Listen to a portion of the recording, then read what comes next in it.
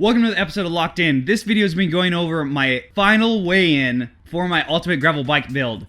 Now, this process has been ongoing. As you guys have seen, it's been a long time since I posted my first video about this series. You can click the card above if you haven't watched that yet. I go through everything about this build, and you're going to see a lot of parts that I spent money on that aren't anywhere near my bike anymore. So let's break into me hitting my weight goal. Now, originally, me and Alan from Varco Cycles, we wanted to create a Radavist-worthy or bike porn-worthy build at the end, and so we wanted to go all out, and I said that I'd commit to going all in on this and build it with some of the nicest stuff that I could afford, and some stuff that was so nice that I couldn't afford it, but I paid for it anyway. So, original goal was trying to get into the 17-pound range without pedals and cages or any other accessories, meaning just the bike, bottle bolts, wheels and tires, aired up, but no accessories or anything else. Now, initially when I built the bike with everything that you guys have seen in the build series prior to my build breakdown, we were floating around 18-ish initially. And I was pretty disappointed because I did some rough math with the parts that I purchased and we didn't hit the weight goal. And so I knew I needed to go back to the drawing board and resource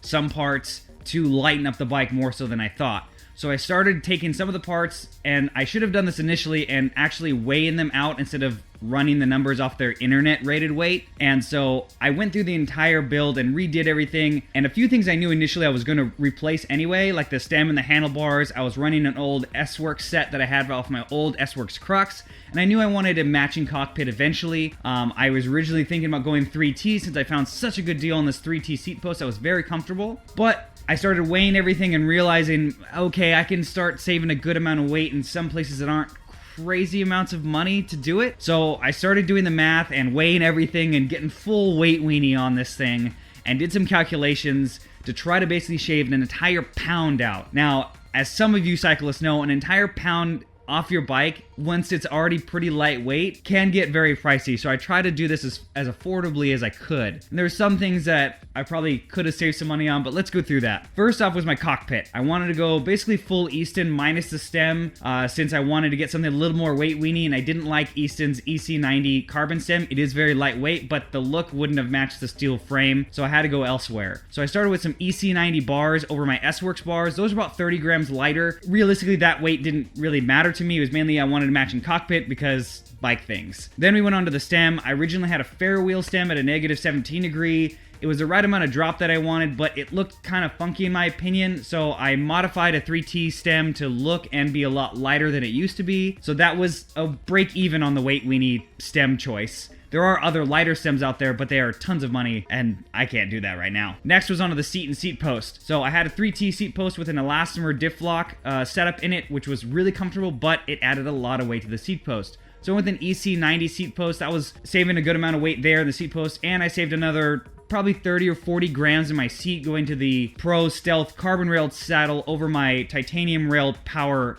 155 saddle. After that, the biggest weight savings was definitely the crankset setup. So the K-Force unit, I originally read online that was supposed to be right around 570 grams. When I took it off, it was about 650, and that was a lot heavier than I thought. I started researching and I found that if I did a SRAM red crankset with extra light chainrings, I should be floating close to the 500 gram mark, including chainring bolts, if I source some lightweight ones. And that's what I did. I found a GXP SRAM red crankset and I ordered some extra light chainrings, and this combo definitely weighs in right about the 505 gram mark, which is awesome. That was a huge amount of weight. That was basically half of what I saved overall was in the crankset. And that was pretty much it. Adding all that together dropped the exact amount of weight that I needed off the bike pretty much. So basically, my build breakdown, basically my final weight is I'm right at 17 pounds with no pedals, cages, or accessories on the bike, and I'm floating right at 18 with bottle cages,